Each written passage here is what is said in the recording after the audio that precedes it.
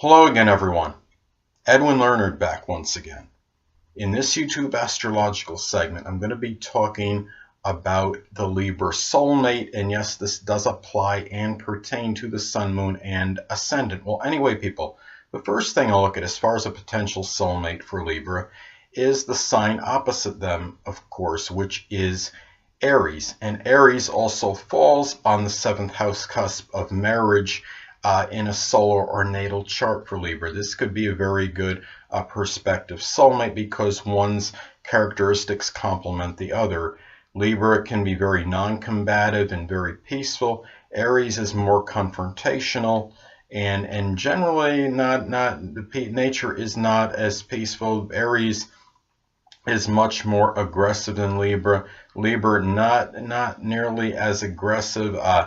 When you look at these two, you have more, Libra is about tact and diplomacy, but the Aries ability to be very outspoken complements this, and one can encourage one to be more of what the other lacks. And for example, Aries can encourage Libra to be a little bit more assertive, more aggressive, and I think Libra can encourage Aries to be they don't always have to be they don't have to be so outspoken and really and so forthright with so many things, and things could be put in a way where they're more it's in a more tactful and diplomatic manner. So anyway, well, another potential soulmate for Libra is Gemini. Now, Gemini, of course, is an air sign as well as Libra. It is trine by sign. This could be a very compatible match. Gemini is, of course, very loquacious. Gemini often has very good diction and literary ability. Libra is known for bouncing ideas off others and has strong intellectual sociability. Libra likes to socialize and talk, and you have Gemini, which is so multifaceted and mentally versatile. They can talk on a variety of subjects and is bound to keep Libra very interested. The only thing, when I look at these two signs, the one thing that could put one little dent perhaps in a relationship with them is the fact that Gemini often doesn't want to mentally be pinned down. And Libra is strongly about relationships. Libra is known to be relationship oriented. That relationships figure very prominently in Libra's life scheme, generally speaking. And Gemini is not so much. However, Gemini finds their true love. It could be for eternity. Gemini seems to always be in search of that elusive love, or at least for a long time. When they finally find that one, then they settle down. But it's hard to get Gemini to settle down in contrast to Libra. Gemini is also very mobile, sometimes downright peripatetic, and Libra, and a lot of times Gemini is moving around to go to different places and talk to different people about various subjects. And Libra, I'm sure they don't generally mind coming along for the ride because Libra, of course, is very sociable. So, I'm sure Libra likes to meet different people. So, anyway. Now, another sign that could be a potential prospective soulmate for Libra is Aquarius.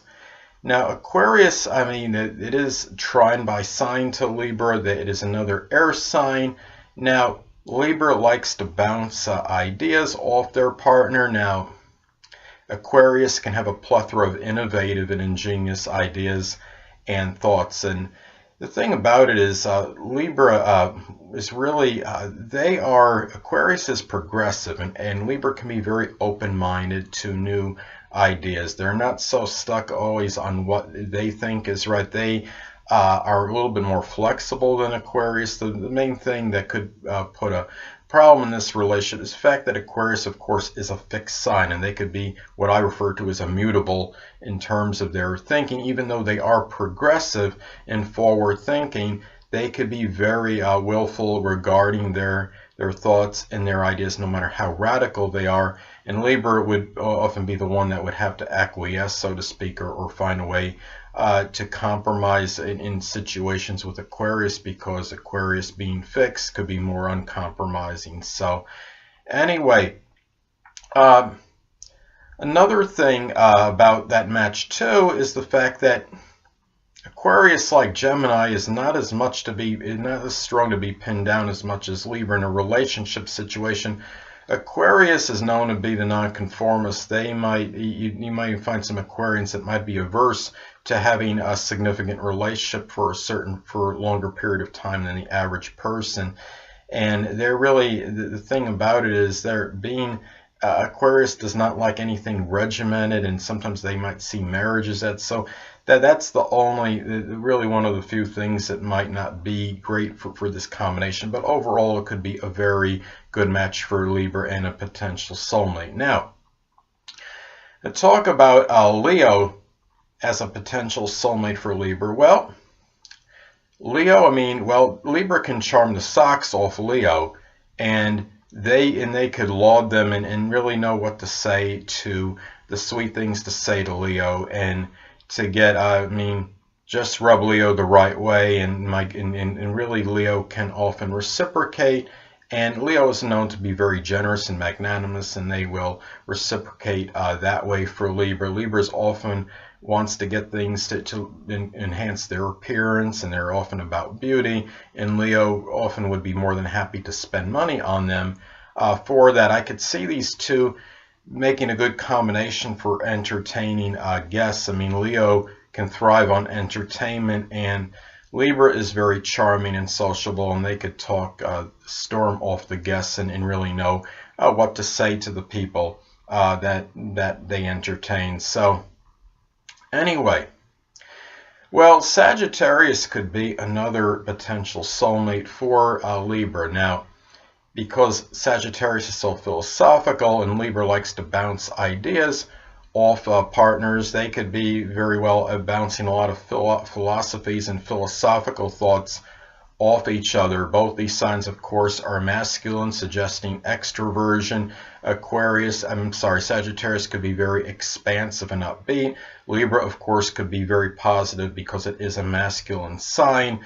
Sagittarius always tries to see the positive in things, so they will often see the positive in Libra, and these two can often have a very good rapport, and Sagittarius can often expand Libra's relationships, given the fact that Libra is about relationships and Sagittarius is about expansion. So the only thing is that Sagittarius is kind of a meandering type of nature and personality, where Libra, relationships can figure strongly and prominently for Libra, but Sagittarius is more of a strong explorer. They really like to be outdoors a lot and to be going places and being adventurous.